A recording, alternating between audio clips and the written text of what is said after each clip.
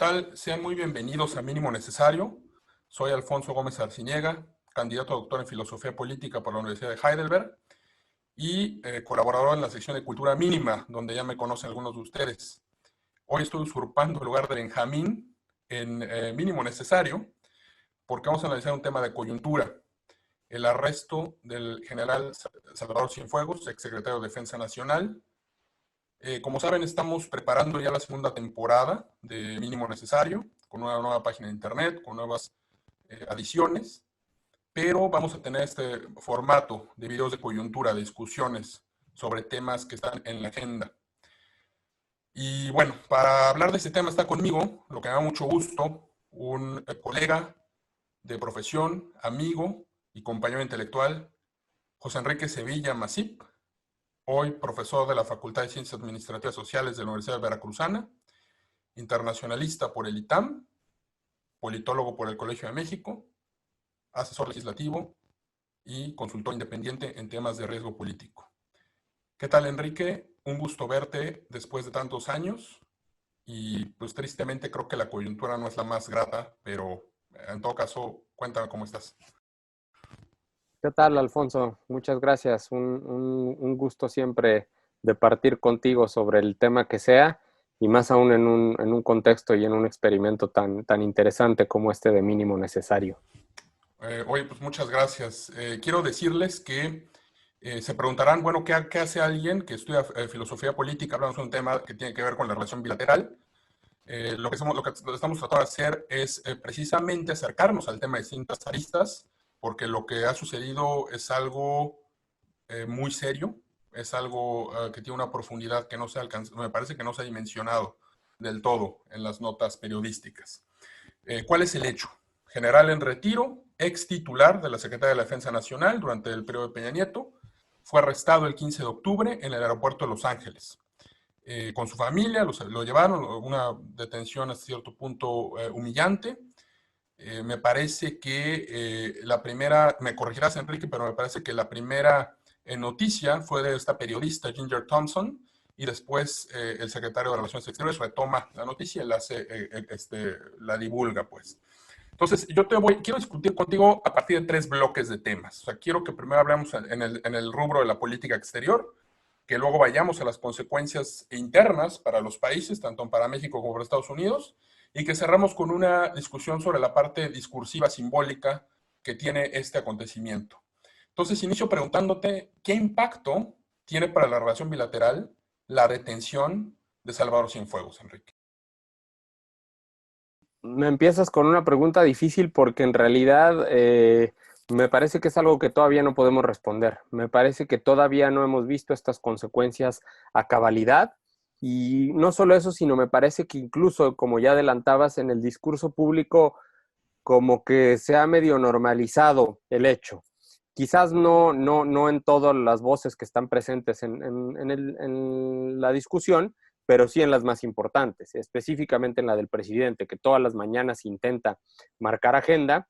Desde su tribuna, bueno, ¿qué es lo que ha dicho el presidente? Ha dicho que se trata, lo ha inscrito en la manera de narrar su régimen, es decir, como esto muestra la decadencia del neoliberalismo, esto hay que tener cuidado con cómo procedemos, primero anunció una limpia, después no, lo cual creo que ha servido para que la población no dimensione, la población y particularmente este llamado círculo rojo, dimensione los alcances de una detención de esta naturaleza. ¿Por qué? Porque no se trata de cualquier general mexicano, se trata de un extitular de la defensa. Esto hay que recordarlo, es un hecho inédito en la historia de ambos países, no solo el hecho per se, sino la forma en que se lleva a cabo. Es decir, nunca se había detenido un titular de la Secretaría de la Defensa Nacional.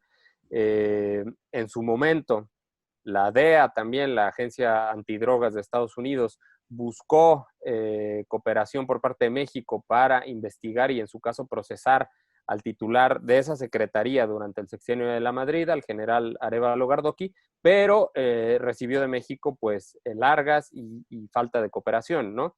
Entonces, no es algo que nunca haya intentado la DEA, sí lo ha intentado, pero no se había podido llevar a cabo. Esta vez se lleva a cabo y no solo se lleva a cabo, sino la manera en la que se lleva a cabo, es decir, de forma unilateral, sin consultar con México. Como mencionas, nos avisa el canciller que se viene enterando que acaban de detener al exsecretario Cienfuegos. Después el presidente matiza un poco y dice que hace 15 días se le informó y pues que él simplemente dejó que corrieran los acontecimientos, ¿no? Lo cual abre espacio a muchísimas interpretaciones que estoy seguro que nos vamos a meter en estas honduras a lo largo de esta discusión, pero por lo pronto dejar eso ahí, que se trata de un hecho inédito, tanto por la forma como por el fondo. Yo te voy a decir lo que a mí lo primero que pensé cuando escuché esta noticia. Pensé, desde luego que no soy tan conocedor del tema específico, la relación bilateral como tú, pero sí noté que se simbraba algo en el aspecto que no se agota en la política exterior. Pero creo que incide inmediatamente en el tema de la política exterior mexicana.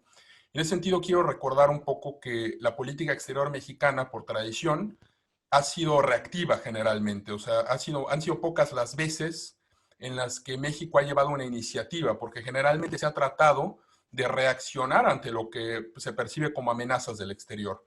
Las experiencias del 19 marcaron mucho el nacimiento del Estado-Nación mexicano, y después con el régimen post-revolucionario, se estabilizó una doctrinas de política exterior y los principios inamovibles.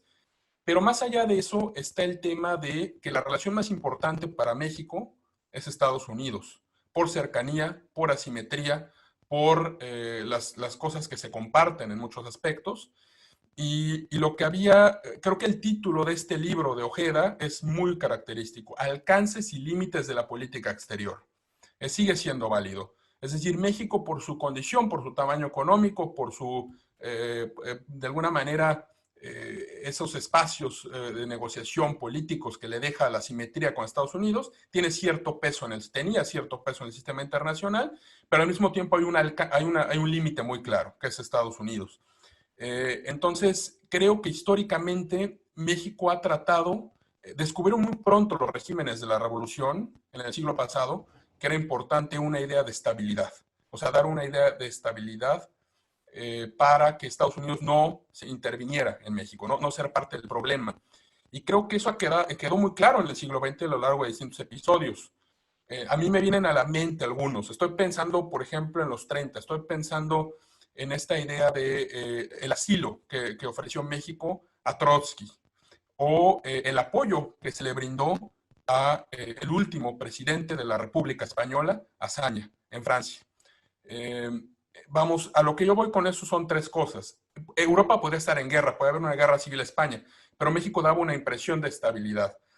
La idea también del refugiado, entendiéndose como Trotsky o Azaña, perseguido político, no se esgrimía desde una idea de universal. O sea, había siempre una ligadura a una idea concreta. Y esa idea concreta en ese momento era el mundo que se estaba dividiendo en esferas geopolíticas, de doctrinas geopolíticas. México se inscribe en estas protestas de México contra la invasión italiana a Abisinia, contra los bombardeos de España por parte de del eje, o el Anschluss, ¿no? Entonces, pero siempre hay tres cosas que quiero destacar ahí. Siempre la liga con México, o sea, no se defendía nada más al partido político de la nada. El segundo tema es México como isla de estabilidad, que siempre queda como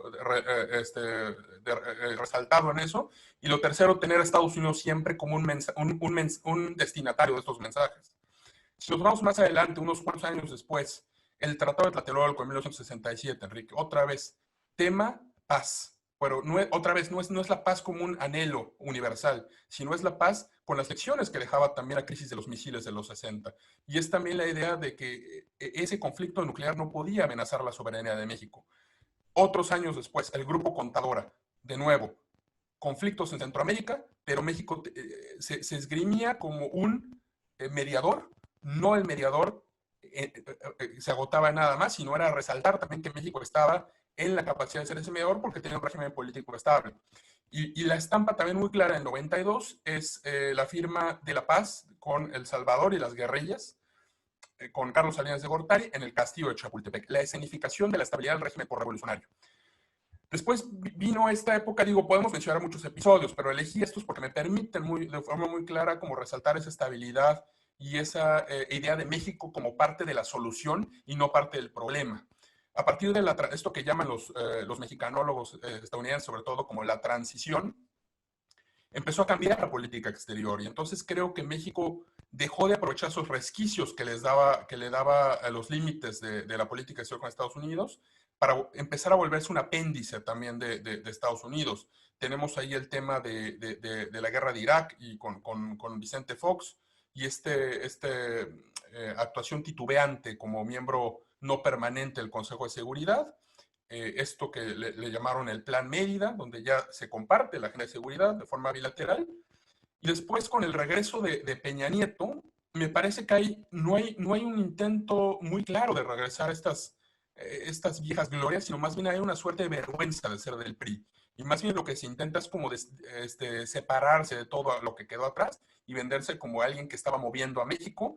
Y al final la foto creo que me parece muy emblemática, es esta firma del TEMEC, en el marco, en un escenario secundario de la cumbre del G20 en Argentina, me parece. Llega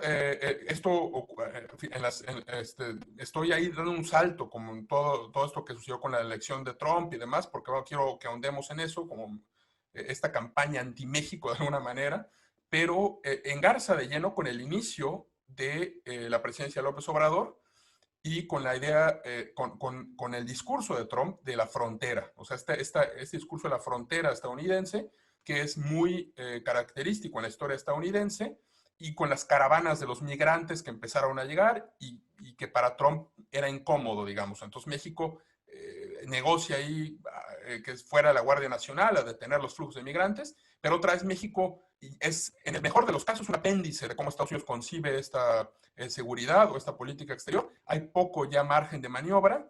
Y lo que me parece, creo que esta detención de Salvador Cienfuegos se engarza lleno con eso porque nos pone realmente al nivel de Panamá con Noriega, o incluso al nivel, o sea, a lo mejor exagerando, pero de Osama Bin Laden cuando se saltan al gobierno de Pakistán, por ejemplo, ¿no? Para tomar decisiones unilaterales y muestran al país como un país sin soberanía y además, perdón la expresión, pero bananero, ¿no? O sea, que es incapaz de, o sea, un país lleno de criminales. No sé, ¿tú qué opinas de de esta idea que te estoy planteando de la política exterior de México y cómo simbra esto? Creo que ya no somos parte de la solución, sino quedamos escenificados como el problema. Se acabó este México que era isla de estabilidad. México es parte del crimen organizado, el gobierno mexicano. Desde luego, y creo que algo muy importante que mencionas es este afán de ruptura, que me parece que ahí se perdió algo y fue entender que México muchas veces esta independencia relativa, como la soberanía relativa, perdón, como la llamaba Meyer, a propósito precisamente construyendo sobre la idea de los alcances y límites que planteó Mario Ojeda, tenía un sentido no solo ideológico, sino muchas veces también estratégico. Es decir, no solo se trata de México por interés buscar distanciarse de Estados Unidos, sino muchas veces también por estrategia, precisamente para no caer en esta dinámica y no caer preso de las redes del arrastre enorme político, económico de Estados Unidos, ¿no? ¿Qué pasa cuando tú asumes que políticamente compartes los mismos intereses que Estados Unidos, que es un poco lo que hace esta ruptura que encabeza el canciller Jorge Castañeda Goodman en 2000, que es cambiar esta agenda de defender los derechos humanos, de pelearse con Cuba, de pelearse con Chávez, que no es tanto como que nuestro interés fuera defender a Cuba o defender a Chávez, sino más bien, si como ya dijiste, el centro, la fuerza centrípeta de nuestra política exterior es Estados Unidos, hay que darse cuenta de lo que esa Cuba y esa Venezuela de Chávez significaban para nosotros en función de nuestra relación con Estados Unidos. Entonces te puede caer muy mal Chávez, o Castro en este caso, Pero ahí me parece que faltó entender que no era Castro como fin en sí mismo, sino Castro como esta manera de hacer notar una soberanía relativa, que te sirve no solo como peso de negociación frente a Estados Unidos. Recordamos aquellos episodios que narra Salinas en este libro sobre la, digamos, relación trilateral, por llamarlo de alguna manera, entre México, Cuba y Estados Unidos, donde Clinton lo considera un interlocutor válido para negociar cosas con Castro, ¿no? Ahí estaba el interés de tener una buena relación con Cuba. Me queda clarísimo que Salinas no tenía ninguna afinidad ideológica con Castro. Sin embargo, se entendía el porqué de una buena relación con Cuba, en función de lo que a nosotros nos interesa, que es la relación con Estados Unidos. Esto se pierde, se deja uno arrastrar por el discurso estadounidense y acabamos, como tú dices, asumiendo prioridades que ni siquiera son nuestras, son las prioridades de alguien más. Y el caso de Cienfuegos es muestra de ello en el momento en el que tenemos gente, ya sea en el gobierno o fuera de él, celebrando la detención de este personaje, ¿no? Cuando es un objetivo y un resultado de la agenda exterior y de seguridad estadounidense, más que mexicana, ¿no? Oye, Enrique, espérame, yo te quiero interrumpir un momento antes de que te pregunte esto, sobre algún antecedente que me puedas hablar de esta acción. O sea, ya dijiste que es inédito, pero creo que sí una genealogía de alguna manera en el combate al crimen organizado, en el combate a las drogas, ¿no? Por llamarlo de alguna manera. Pero antes de preguntarte eso, me llama mucho la atención lo que mencionas de Carlos Salinas y la afinidad con Fidel Castro, por dos razones. La primera es porque Salinas creó el último gran proyecto de aproximación con Estados Unidos, que es el Tratado de Libre Comercio de América del Norte, que de alguna manera lo que se intentaba era mitigar la simetría del poder con una suerte de intersección, una suerte de interdependencia, ¿no? Interdependencia profunda, que de alguna manera eso llevaría a los actores a pensar dos veces, tomar cierta acción con el otro porque había ciertos costos. Y además ese proyecto se formuló de tal manera que trascendiera a los que estuvieran en el poder en ese momento, sino que fue un proyecto transgeneracional, por llamarlo de alguna manera. Eso creo que, pero ahí, digamos, todavía en ese caso, siento yo que había, en México, o sea, ese libre comercio, entre comillas, se formulaba también desde el interés mexicano. En el caso de Castañeda que tú mencionas, lo que yo veo es ya la defensa de los derechos humanos, la defensa de la libertad, así, sin predicados, sin adjetivos, por tomar aquel ensayo de Krause. Pero es justo lo que yo intentaba resaltar con la defensa de Azaña, con el asilo a Trotsky, con el Tratado de Tlatelolco, con el Grupo Contadora. No eran defensas así sin adjetivos. Ajá, eran siempre ligadas a un orden concreto, el orden mexicano de ese momento. Y creo que esas dos cosas me llevó a pensar con tu comentario. No sé si quieres decir algo más o me interesa saber esta genealogía sobre las drogas. Me habías hablado antes de que estuvimos ahorita en línea de una película que retrata muy bien la visión que se tiene sobre las drogas, ¿no? En la frontera. Pero te dejo, ahora sí, disculpa la intromisión. No, muy valiosa justo por eso que dices, ¿no? Que incluso este proyecto de Salinas de integración comercial con Estados Unidos no se piensa otra vez desde la abstracción de una idea como el libre comercio, ¿no? Se piensa desde condiciones concretas, qué es lo que le convenía a México en términos estratégicos. Y es algo que poco se discute en el tránsito del Telecán al TEMEC, que es la pérdida de esta idea estratégica, geopolítica incluso, que estaba detrás del proyecto norteamericano y que en el TEMEC termina siendo simplemente un contrato de negocios, ¿no? Y esto del carácter político y estratégico del Telecán no es solo desde el lado de México, sino también desde el lado de Estados Unidos, ¿no? Una idea que vino elucubrando Reagan desde los 70. Nosotros pensamos que todo empezó en 1988 y lo cierto es que no, ya había mucho pensamiento atrás, ¿no? Con respecto a tu pregunta en específico, acerca de específicamente el tema de droga, A mí me gustaría remitirme antes que a la historia verdadera, digamos, a una escena que me parece muy interesante de esta serie, que ahorita es carta de presentación de lo que es México para prácticamente para todo el mundo que tiene acceso a Netflix, ¿no? Que es Narcos. No precisamente las temporadas sobre México, sino el final de la temporada sobre Colombia, que termina, para quienes la han visto recordarán, termina en unos pasillos en la DEA, donde este personaje principal, el agente Peña, está viendo una foto de Kiki Camarena, aquel asesinado por el cártel de Guadalajara. Llega quien era su jefe en la serie y comentan el caso de Kiki Camarena y le agradecen al personaje principal por haber derribado a los grandes cárteles colombianos, es decir, al de Medellín de Escobar y al de Cali, ¿no? de esta como federación de líderes.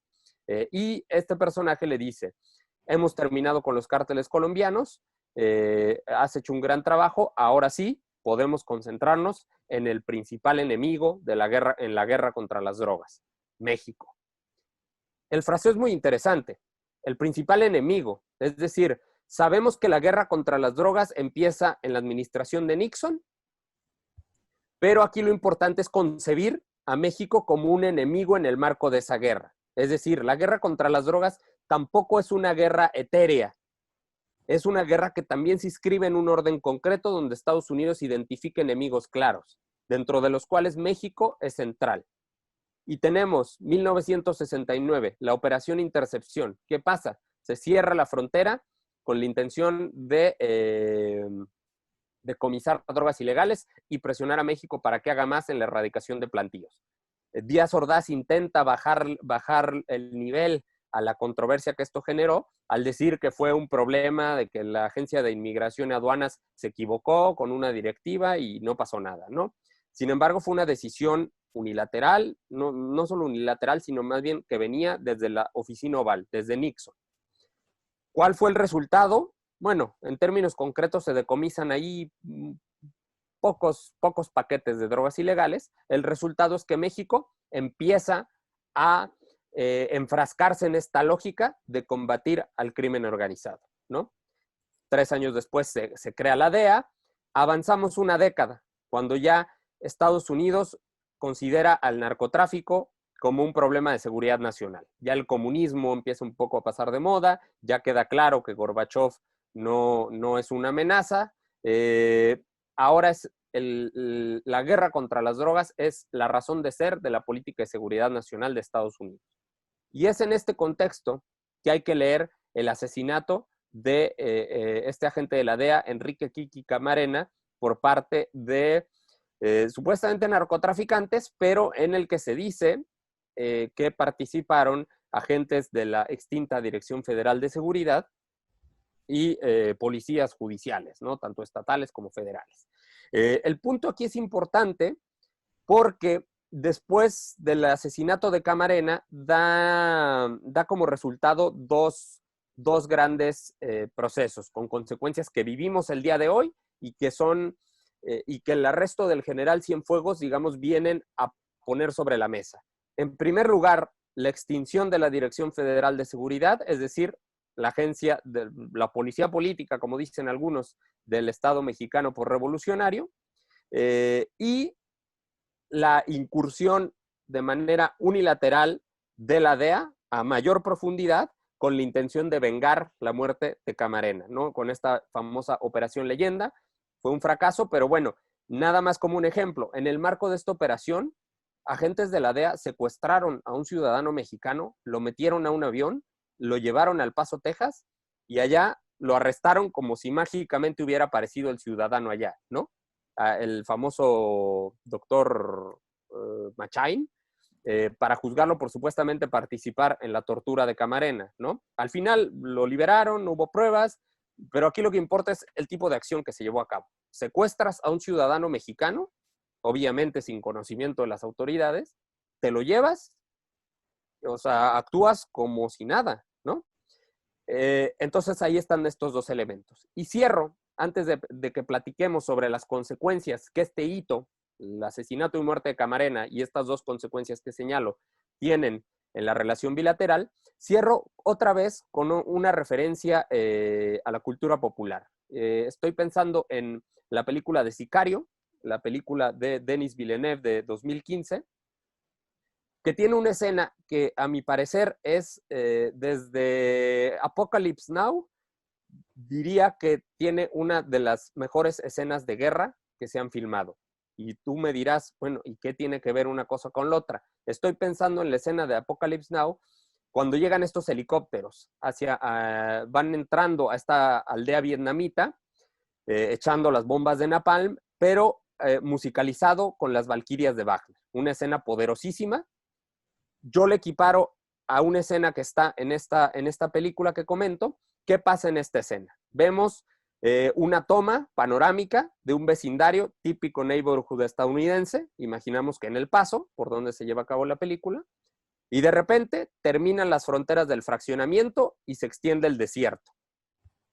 Se escuchan las aspas de un helicóptero, siguen las tomas, el desierto parecería hasta apacible, si no es por la musicalización de esta escena por parte de Johan Johansson, que te denota la tensión, te denota que algo está pasando. No queda claro qué, porque tú ves el desierto, apacible. De repente aparece el muro, en primer plano pasan dos Black Hawks, un elemento bélico en la frontera. Acabas de ver el neighborhood pacífico con albercas, calles bien trazadas, a escasos metros, el muro fronterizo, dos helicópteros militares. Y entonces ya, entramos con nuestros personajes, agentes de la DEA, van en una caravana de Suburbans, se ve a través del muro, se empieza a ver el caserío de Ciudad Juárez y dice, ahí está, es la bestia, Juárez. De entrada, la referencia a la bestia, desde el lado mexicano yo no sabía que en Estados Unidos se pensase así en Juárez como la bestia.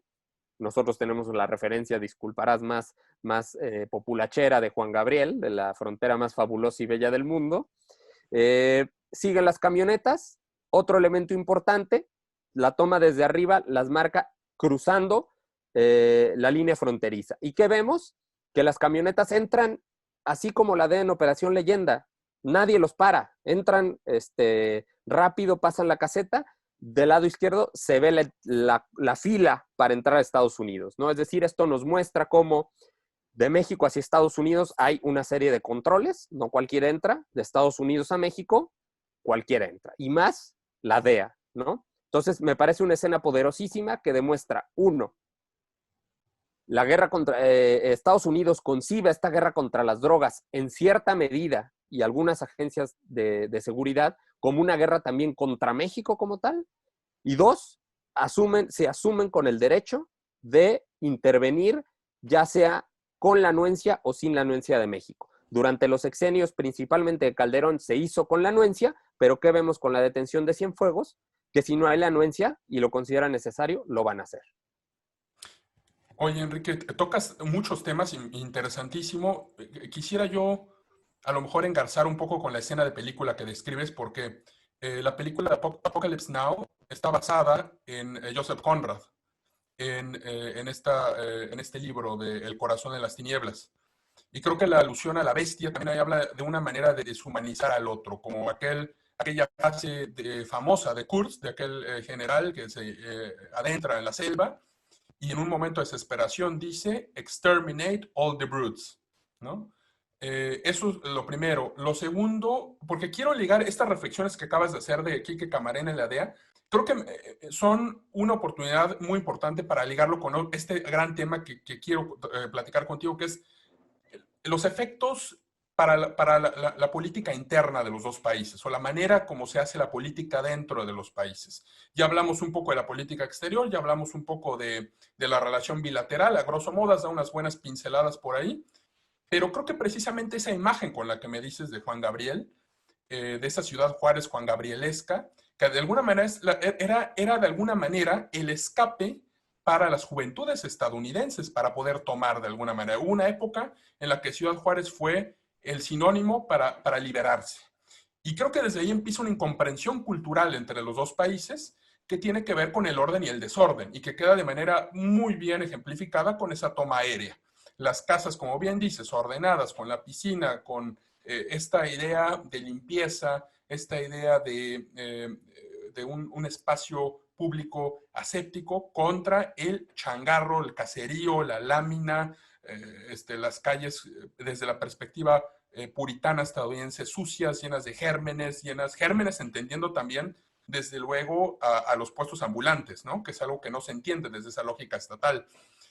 Esto me lleva a mí, fíjate a dónde nos lleva esta detención del general Cienfuegos, a poner sobre la mesa el tema de cómo concebimos el Estado mexicano.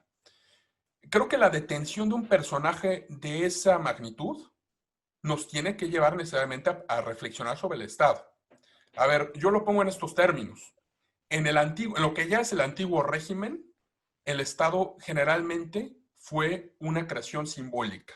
El Estado generalmente yo lo concibo de una manera simbólica, pero en el caso mexicano, por la debilidad estructural que teníamos, por ser un territorio tan fragmentado desde el origen del Estado-Nación, o sea, cuando se concibe el Estado-Nación mexicano, no es el mismo proceso de exterminio de los órdenes no estatales que ocurre en Francia o en Alemania, en Prusia, ¿no? Sino siempre fue fragmentario, siempre hubo grandes parcelas del territorio mexicano que no tuvieron gran presencia estatal. Entonces, la solución estatal del antiguo régimen fue crear estas grandes escenificaciones y dejar que el partido y que los actores informales o que los mediadores organizaran el orden tras bambalinas. Claro que había siempre este recurso de la violencia, este recurso de las detenciones escenificadas para mostrar un poderío. Pero en el fondo era una idea también teatral y era una idea muy inteligente de concebir el orden. Es decir, no vamos a crear un orden estatal a fuerza donde no se puede hacer un orden estatal como lo piensa Estados Unidos. Creo que la detención de Cienfuegos, sobre todo por lo que se le está acusando, por esta idea, lo que Estados Unidos le pide a México entre líneas es combate todo rastro del crimen organizado, evita que llegue la droga a nosotros y además elimina la corrupción. O sea, hay que darnos cuenta de la magnitud de esta es algo humanamente imposible. Nos están pidiendo fundar el paraíso en la tierra. Cualquier realista político diría, bueno, buscar el purgatorio en el mundo. Necesitas a lo mejor quitar violencia, pero permitir cierto grado de arreglo informal. Pero para estas personas y sobre todo para los expertos de la transición, educados en Estados Unidos, han retomado este modelo estadounidense de hacer el Estado, porque con ello viene también una idea de transparencia, de rendición de cuentas, que evidentemente dejaba mal parado al Estado del antiguo régimen. O sea, un personaje como Cienfuegos, sí es cierto, aquí no vamos a hacer un juicio de nadie, pero sí es cierto lo que se dice de él, hay de alguna manera una estrategia en su forma de pensar a qué cártel o a qué no cártel va a beneficiar o no. Y con eso no estoy hablando de una defensa del crimen organizado, pero así puesto como eliminar corrupción y violencia es algo imposible. Entonces, a mí me parece que esa diferencia de concebir el Estado y el orden político ha sido un punto de desacuerdo muy importante entre ambos países. Y creo que viene incluso desde esta idea barroca mexicana de el origen de nuestra identidad, de nuestra cultura estatal, como sustituto de la idea barroca novohispana, ¿no? Estoy pensando en el Estado liberal del 19. Es distinto al modelo estadounidense, donde esos órdenes anteriores se eliminan y se establece el orden desde cero. Y eso tiene estas consecuencias, esas derivas, porque, no sé, estoy pensando en la forma en la que se concibe la ley, estoy pensando también en esta incomprensión que no creo que sea exclusivamente de Trump, creo que la había en Obama, creo que la había en Hillary Clinton, por hablar de los últimos 3 grandes personajes políticos de Estados Unidos. Hay siempre la idea de México como país corrupto, donde el Estado no funciona, que generalmente es una idea que se tiene en todo el mundo, ¿no? De países como Túnez, como Marruecos, no funcionan porque son corruptos, porque son islamistas, porque no se entienden. Pero además aquí está el agravante de la superioridad moral. O sea, se mira siempre nuestra particular manera de establecer orden desde la superioridad moral. Es decir, se toleraba porque les daba estabilidad a ellos, pero siempre se miraba como ellos son mexicanos, no pueden alcanzar la democracia. Ellos tienen que contentarse con esta idea fragmentaria, esta idea mal lograda de democracia. Lo que pasa es que el régimen jugó con ese orden sui generis, pero cuando llegaron a partir de la transición con Fox y Calderón, se empezó a reformar el Estado, ya no se quería negociar ese orden no estatal con mediadores, sino se quería establecer un Estado jovesiano en todo el territorio. Creo que la guerra contra el crimen organizado es un poco eso, es un poco, no vamos a establecer al Estado cueste lo que cueste y vamos a barrer a los órdenes que existan antes, con la consabida tributo de sangre que hay que pagar para que ocurra eso. Ahí te dejo botando esta reflexión sobre la naturaleza del Estado mexicano, que además me llega porque veo en los comentarios exclusivamente, o sea, basta una mirada rápida a redes sociales para encontrar tweets, comentarios de Facebook o memes donde dice, es que claro, tiene que ser la justicia estadounidense, donde sí se hacen bien las cosas, donde no hay corrupción, tiene que ser un agente de la DEA incorruptible, porque nosotros, para variar, estamos llenos de corrupción hasta la cúpula del Estado. No sé cómo veas esto. ¿Se entiende? Es decir, ¿ha cambiado esta idea desde Estados Unidos? ¿Se entiende lo que es Morena? ¿Se entiende lo que es la Cuarta Transformación? ¿Coincides conmigo con esta incomprensión del Estado mexicano, de su condición sui generis? No, por supuesto. Me gustó mucho esto último que dices, porque yo también, yo te lo frasearía en otros términos. Me parece que la guerra contra el narco y todo lo que ha venido después no es sino el paradigma del Estado de Derecho llevado a sus últimas consecuencias. O sea, este afán de las leyes son así, todos tienen que inscribirse en este orden, ¿no? Y que también concibo tu comentario un poco relacionado a este otro punto que ya resalté, que es la desaparición de la Dirección Federal de Seguridad. Que ahorita, ¿qué es la Dirección Federal de Seguridad en el imaginario colectivo? Es un grupo de delincuentes que no solo gestionaban el crimen, sino que se dedicaron a aplastar a la oposición al régimen. Cosa que es cierto, es un hecho comprobable. Sin embargo, no se ha entendido que al mismo tiempo que existían estos mecanismos, existen ese mismo tipo de mecanismos en todos los regímenes políticos. Y uno de ellos es precisamente lo que hace la DEA con Estados Unidos. Es una agencia que lleva a cabo muchas operaciones, que comete crímenes inconfesables, con el afán de garantizar ese orden concreto que es Estados Unidos, esa idea del sueño americano. En México teníamos esto. Que cometieron muchos crímenes es innegable, tampoco como dices, no se trata de hacer aquí una apología de que todo funcionaba bien, pero había un entendimiento claro de cómo hacer funcionar las cosas. Eso por un lado. Y por el otro está el tema de cómo se ve a México. Y lo has descrito muy bien, coincido plenamente en el sentido de que no se trata solo de Trump. Me parece que Trump es exitoso porque lo expresa en los términos más rústicos posibles, pero que con toda la sofisticación en materia de formulación de políticas públicas y de conocimiento del mundo que pudo haber tenido Obama o Hillary Clinton, se juzga a México en función de estas categorías, ¿no? Es corrupto, no funciona, Estado fallido, narcoinsurgencia, vamos, este tipo de cosas y se dice, lo dice mucha gente, pero a final de cuentas el relato es más fuerte de pensar que en Estados Unidos la justicia sí funciona, pero nunca está de más insistir en la pregunta. Bueno, y resulta que una vez cruzada la droga, simplemente llega a manos de los consumidores en Seattle, en Minneapolis, en Detroit, así como así. Bueno, no. Hay redes de corrupción, hay redes de criminalidad en Estados Unidos. Sin embargo, el problema tiende a concebirse como México, ¿no? Lo cual termina siendo doblemente grave, porque parecería que a pesar del discurso estadounidense, de la ley y el orden del Estado de Derecho, ellos tienen claro que los órdenes concretos se gestionan en función de negociaciones. Y estas negociaciones tienen la ventaja de garantizar que esta criminalidad no se va a esparcir a otros órdenes y contaminar otros órdenes de la sociedad, ¿no? Entonces, digamos, pareciera que aquí en México nos hemos comprado esta idea que ni siquiera ellos mismos se compran e implementan a rajatabla. Me parece sumamente fértil para la discusión esta idea del Estado, ¿no? De las consecuencias de los órdenes informales y de los órdenes formales para la idea como concebimos el Estado.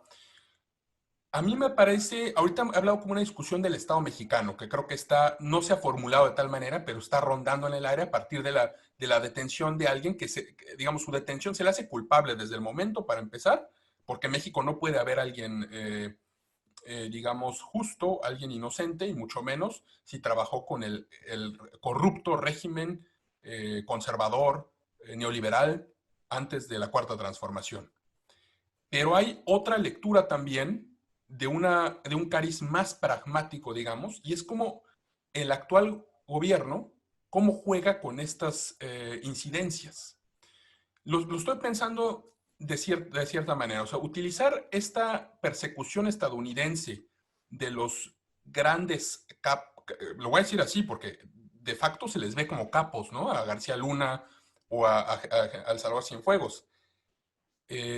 Utilizar un poco, dejar que Estados Unidos haga, entre comillas, el trabajo sucio, y tú manejar un discurso como López Obrador, como actual gobierno, para la población de México, de desprendernos de esos vestigios de un régimen descompuesto neoliberal. O sea, Estados Unidos es el que está extrayendo toda esa pus, toda esa suciedad, pero y nos ayuda a nosotros a limpiar, ¿no? Entonces le viene muy bien.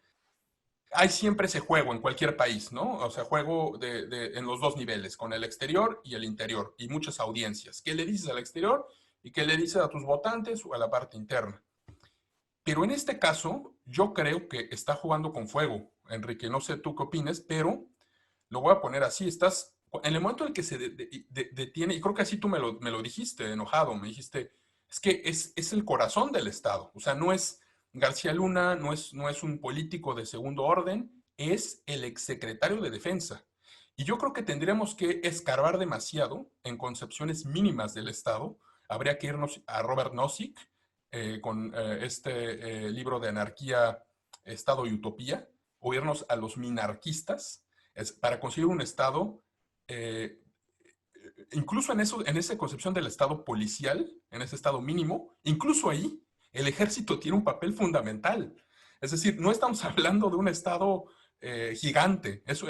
La expresión más mínima de estatalidad está condensada en el ejército. Entonces, si tú estás jugando con eso, estás corriendo el riesgo de desaparecer como Estado. Y yo lo veo un poco similar, y perdonarás, creo que los ejemplos van a ser arriesgados y quizá hay un grado de incorrección política en hacerlo así, pero me voy a permitir porque van a ser ilustrativos. Casos como el secuestro de Eichmann, por ejemplo, en Buenos Aires, o los juicios de Nuremberg. No los estoy comparando en términos del crimen que se enjuicia cuando se lleva a Eichmann a Jerusalén, o cuando se enjuicia a Göring en el Tribunal de Nuremberg. Los estoy comparando desde la idea de la aniquilación del Estado. Es decir, cuando está el representante de la Luftwaffe alemana en Nuremberg enjuiciado por Jackson, Robert Jackson, es un juicio sobre el grado más íntimo de estatalidad. ¿Qué sigue después de Cienfuegos, no? Entonces, bueno, te lo dejo ahí esa reflexión. Eh, ¿Tienes algo que decir al respecto? ¿Qué opinas de esto?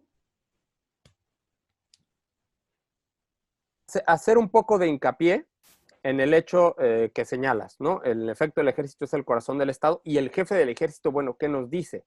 No es, como dices, no es García Luna, no es un funcionario que va y viene, no es un general que uno puede, digamos, desde el punto de vista institucional, como también un poco lo ha querido hacer López Obrador, exculpar a la institución con esta retórica de las manzanas feas, ¿no? Las bad apples, como les llaman en Estados Unidos, unos cuantos que se corrompieron. Juzgar al jefe es inevitablemente juzgar a la institución.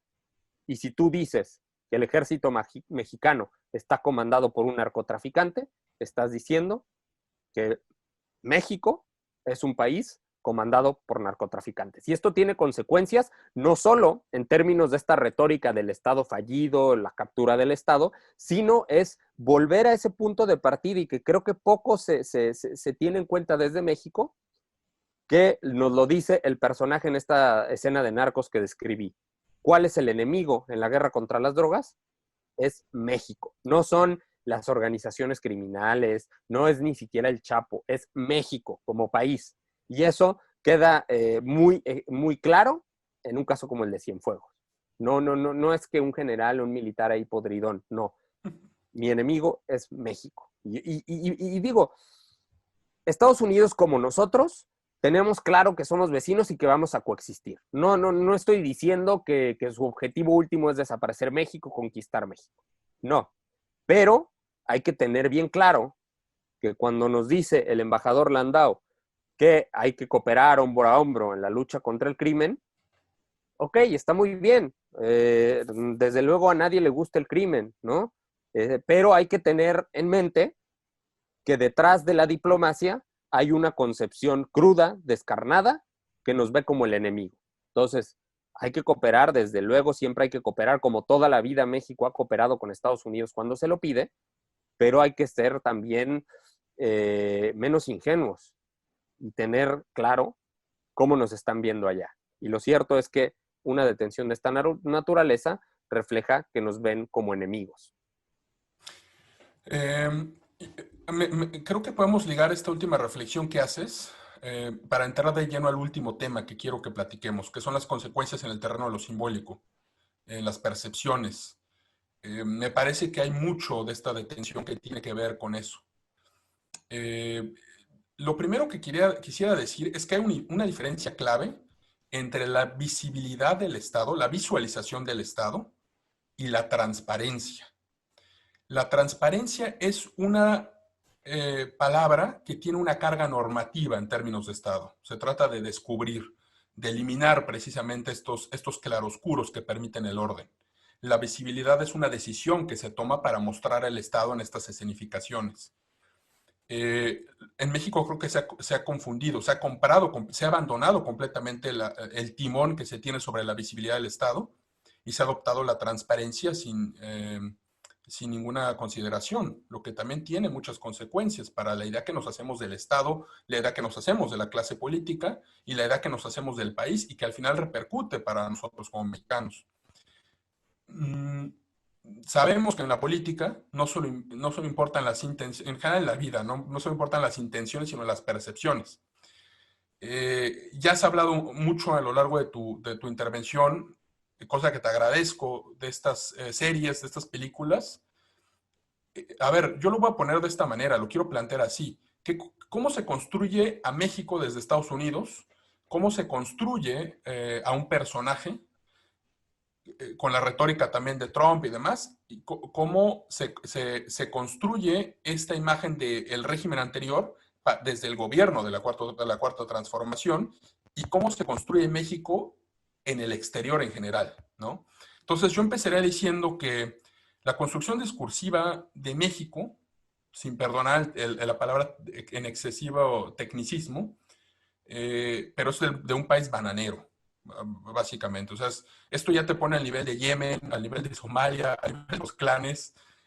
No se va a decir así, pero en el imaginario es lo que se activa, ¿no? Es otra vez estas imágenes de Tijuana, del desierto, del desorden, de los bad hombres, ¿no? O sea, creo que la construcción de Cienfuegos como personaje tiene mucha carga de la serie de Netflix de Narcos y de estas películas de sicarios, pero también está una idea del padrino. O sea, me parece muy significativo que se le llame el padrino y que empiecen las partes del New York Times con cómo se detuvo al The Godfather, ¿no? Es como esta alusión a la mafia italiana en Estados Unidos, que también hay de ahí en ese momento una especie de rechazo, ¿no? La estigmatización del italiano como corrupto. En Estados Unidos siempre ha sido el mexicano como ese residuo, ¿no? Ese otro. Hablabas tú del enemigo. Bueno, ese enemigo con esa carga racial, con esa carga étnica, con esa carga mítica, es el mexicano. Y hay una diferencia clara entre el mexicano y el latino. El latino finalmente hace el esfuerzo por integrarse, el hispanic, ¿no?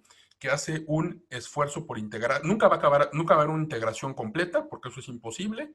Siempre va a haber como el WASP no, si no estuvo Huntington para recordárnoslo, pero el latino es como el esfuerzo que se premia en Estados Unidos, ¿no? Y a su vez, esta construcción del latino en el que a lo mejor caben personajes como Salma Hayek, como Shakira, como Yalitza Aparicio, además siempre se resalta estas notas de lo exótico, del orientalismo, ¿no? La idea de sensualidad, la idea, o sea, nunca vas a ver como la reivindicación de una idea científica de latino. En todo caso, hay un desprecio también en esos subgrupos, ¿no? O sea, el latino se siente menos mexicano cada vez y más integrado a Estados Unidos, aunque nunca ocurra del todo. En ese sentido, creo que esa retórica no la inventa Trump, sino que Trump la utiliza muy bien para sus objetivos. Eso ya estaba ahí. Y te puedo asegurar que incluso Obama, a pesar de su condición y a pesar de que se le celebra en el mundo, él realmente compartía las claves culturales de una élite blanca educada, desde Harvard, desde su formación como en el derecho. Entonces sí hay una construcción de México a la que la detención de Cienfuegos abona todavía más, del mexicano feo, por retomar esta expresión de Mauricio Tenorio, pero además el personaje, ¿no? Que nos lo ponen en estas imágenes como en claroscuros, con su gorrita militar, mostrando la cara picada, así como un poco haciendo énfasis en que se trata del enemigo. La evocación a Noriega es inevitable, ¿no? O sea, es un símil. Como mandado a hacer, ¿no? Como mandado a hacer. Ahora, en el mundo yo estaba leyendo algunas, una selección de notas de cómo se pasó eso y siempre es, digamos, nos vemos, o sea, es que no solo es que Estados Unidos nos construya desde esa perspectiva para la relación bilateral, sino también esto que yo mencionaba al inicio, los acuerdos de Chapultepec del Grupo Contadora, finalmente en los acuerdos de Chapultepec del 92 estaba la Unión Europea, estaba Felipe González, estaban ahí en el castillo. Entonces, eso también tenía repercusiones para cómo nos veían en Europa, cómo nos veían en Asia, en Centroamérica, en Sudamérica. Y la verdad es que hoy las noticias o los reportajes te hablan del alcance de la corrupción en los más altos niveles del gobierno, de los tentáculos del narco, eh, abusos de militares. Además hay un intento también desde el exterior de activar la idea de Tlatlaya y la idea de los estudiantes del mal llamado Ayotzinapa, cuando era que ser Iguala. Me llama mucho la atención esta nota del New York Times que se compartió hasta la saciedad, seguramente la recuerdas, de esos tres periodistas, firmada por tres, que uno de ellos pone ahí que su experiencia, él fue el jefe de las noticias en Afganistán, ¿no? Entonces, los dos premios dicen, nosotros hacemos este reportaje desde Washington y Los Ángeles, es decir, no hay un conocimiento de lo que es México, se hace desde allá. Y el tercero, que es, o sea, y fíjate lo simbólico que es que el que haya trabajado como jefe de buró del New York Times en Afganistán, ahora esté encomendado de narrar lo que sucede en México, ¿no? A ver, bueno, un apunte rápido y quiero que me digas sobre esto. Retomo a Edmund Burke con esta idea de los prejuicios. Edmund Burke pensaba que el prejuicio era como una reserva de conocimiento para las masas y que de tal manera era importante porque permitía tomar decisiones, dicho de manera muy simplificada. A lo que voy es que el prejuicio siempre va a estar, es digamos, una tendencia hasta humana. Pero yo creo que eso no es lo importante, o sea, creo que nos equivocamos si empezamos a decir es que hay que combatir el prejuicio del mexicano, no. O sea, lo que tú tienes que hacer es reaccionar o responder o construir un mejor prejuicio de lo que eres tú, ¿no? No sé qué opinas al respecto de esto.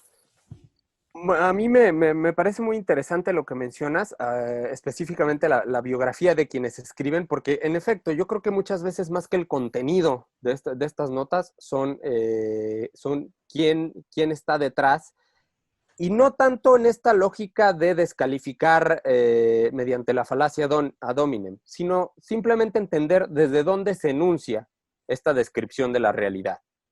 En primer caso, en primer lugar se enuncia desde lejos, no se enuncia desde el terreno, como sí lo han estado haciendo una serie también de periodistas que son extranjeros. O sea, aquí tampoco se trata de decir que uno solo puede hablar o uno solo puede escribir de lo que conoce de viva voz.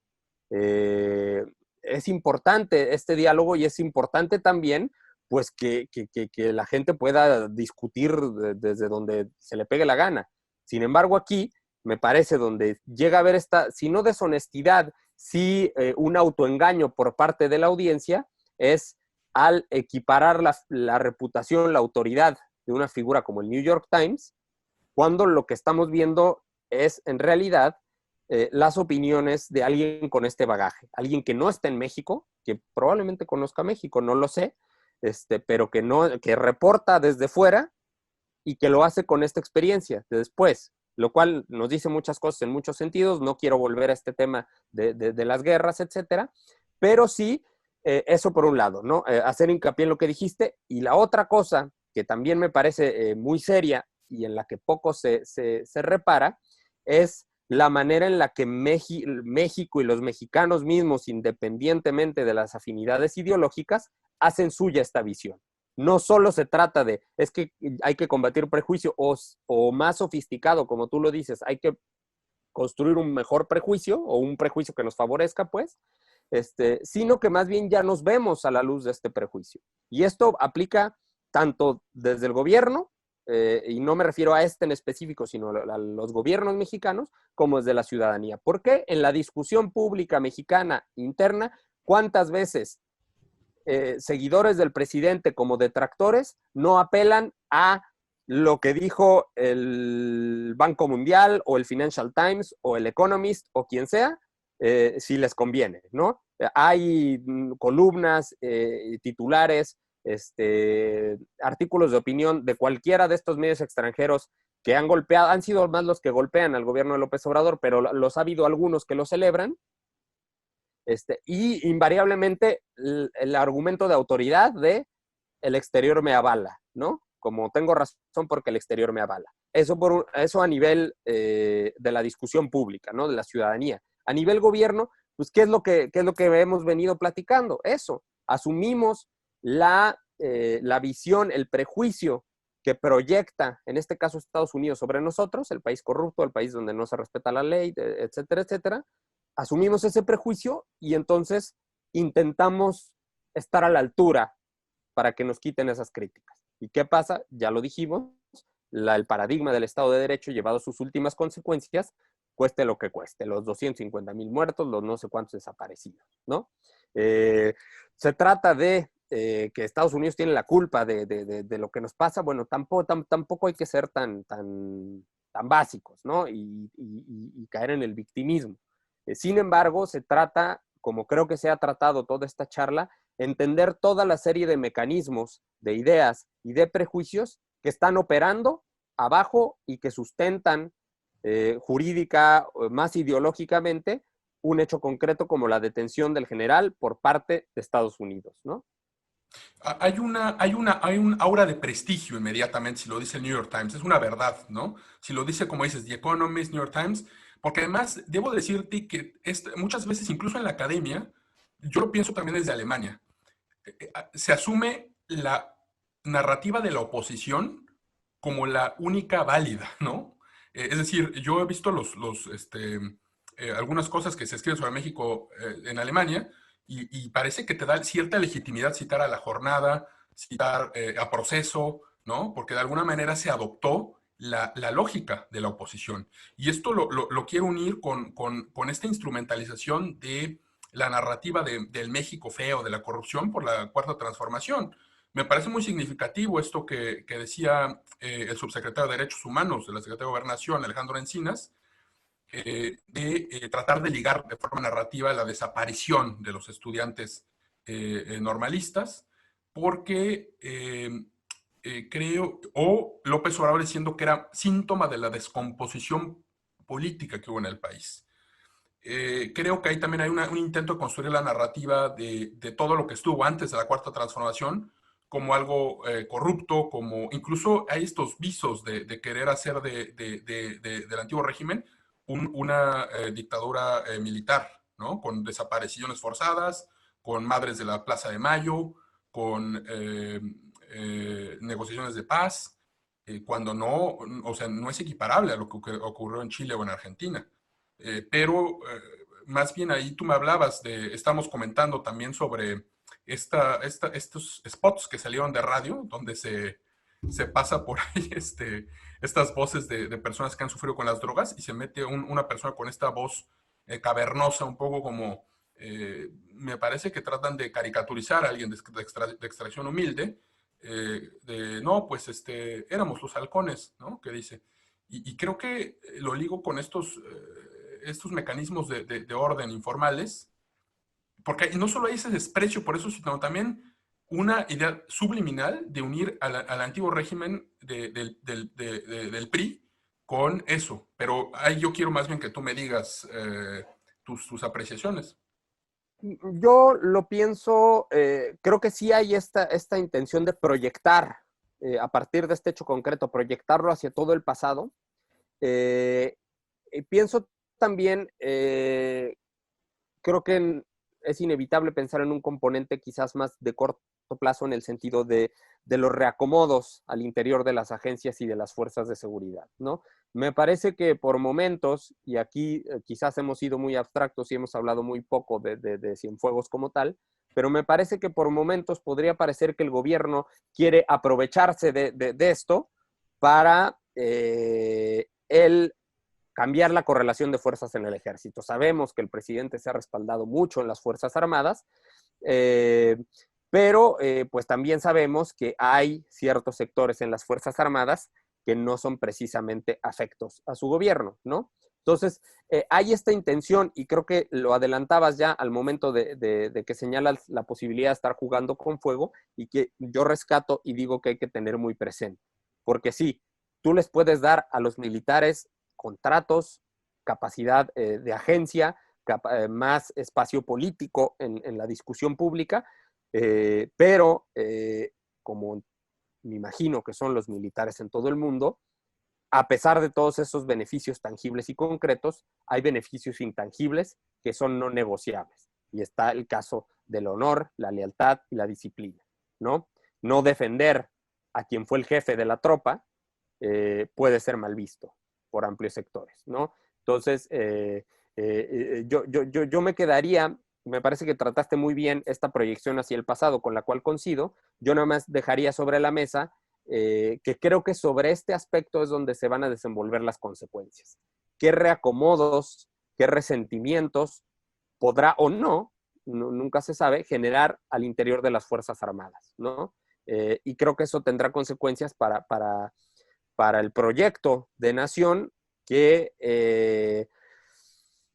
es el primer proyecto de largo plazo que hemos visto en México desde el de Carlos Salinas que tú ya mencionabas, ¿no? Para bien, para mal, no estamos aquí para discutir nuestras opiniones específicas, pero sí creo que estarás de acuerdo conmigo que hay que reconocer que el proyecto de López Obrador no es un plan de gobierno, es un proyecto de nación, como él lo llama. Coincido, Enrique. Además, creo que no, nunca lo ha ocultado, ¿no? O sea, creo que las críticas que se le hacen en ese sentido es más bien de no querer ver lo que ya él siempre había propuesto, ¿no? Que era la reformación, la regeneración del país incluso, ¿no? Pero bueno, yo creo que podemos concluir con esto que decías, que me parece muy atinado, porque así amarramos muy bien el tema, ¿no? A veces pudo dar la impresión de que hacíamos unas discusiones muy elevadas, abstractas sobre el Estado, sobre la política exterior, sobre la construcción de los personajes, pero es que creo que esa es precisamente la tarea del análisis, o sea, más que hacerla de futurólogos, que no lo somos, o de periodistas, de lo que se intenta aquí es un poco frasear las consecuencias que esto va a tener, y ya vimos que puede ser en muchas áreas distintas, desde la forma en la que pensamos al Estado, desde la idea en la que se reformó la Constitución bilateral, desde la forma en la que se construye México como el enemigo, o se caricaturiza a Cienfuegos como el padrino. Entonces, bueno, pues no sé si quieres concluir con algo. Por mi parte sería todo. Y bueno, ¿no tienes algo que decir al respecto, Enrique? ¿Palabras finales? Habrá que estar atentos simplemente a cómo se desenvuelven los acontecimientos, pero nada más insistir en intentar ir un poquito más allá del cortoplacismo e intentar descifrar cuáles son todas estas ideas y dinámicas que están operando de todo esto debajo, ¿no? También, y esta lo dejaríamos un poco como advertencia final, sin sucumbir al conspiracionismo, ¿no? Porque también abunda, ¿no? Pero no se trata de eso. Es entender siempre desde una posición, si no neutral, sí cauta, ¿no? No se trata siempre de tener razón. Pues te agradezco mucho, Enrique. Siempre un placer platicar contigo. Y les recuerdo a todos que pronto tendrán más noticias de Mínimo Necesario. Síganos en redes sociales. Estamos también en YouTube, en Spotify, en el podcast de Apple y en Facebook, Instagram y Twitter. Gracias y que estén muy bien.